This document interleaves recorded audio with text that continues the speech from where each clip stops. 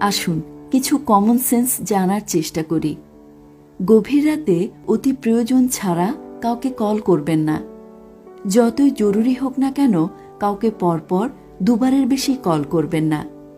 মানুষের কথার মাঝে বাধা দিবেন না। অন্যের মতামতের প্রতি সম্মান দিন। কারো মোটা শরীর নিয়ে কোনো মন্তব্য করবেন না। কারো প্রশংসা করলে প্রকাশ্যে করুন, আর সমালোচনা করলে তাকে ব্যক্তিগতভাবে বলুন। গায়ে পড়ে কাউকে পরামর্শ দিবেন না। কারো বয়স ও বেতন জিজ্ঞেস করবেন না। দাওয়াত ছাড়া কোথাও যাবেন না। দুপুরের খাওয়ার সময় কারো বাড়ি যাবেন না। অন্যের ঘরের ফ্রিজ খুলবেন না।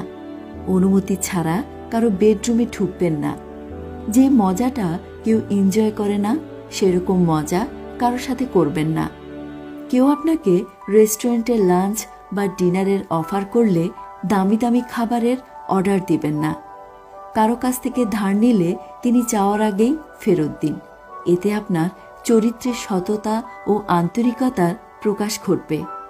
কাউকে বিব্রতকর প্রশ্ন করবেন না, যেমন ও আপনার এখনো বিয়ে হয়নি, আপনার এখনো বাচ্চা কাচ্চা হয়নি, আপনি কেন বাড়ি করছেন না বা গাড়ি কিনছেন না ইত্যাদি।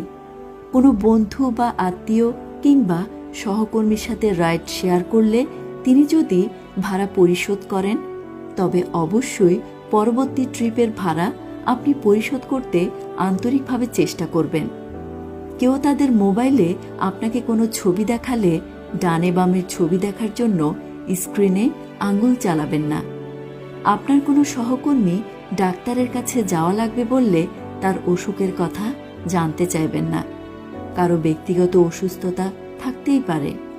নিম্নপদস্থদের সাথে খারাপ আচরণ করলে কেউ ভালো চোখে দেখে না, বরং ভালো আচরণ করলে সবাই প্রশংসা করে, তাই তাদের সম্মান দিন। কারো সাথে রাস্তায় দেখা হলে কথা বলার সময় আপনার সানগ্লাস খুলে কথা বলুন, কারণ এটা এক ধরনের সম্মান প্রদর্শন করা।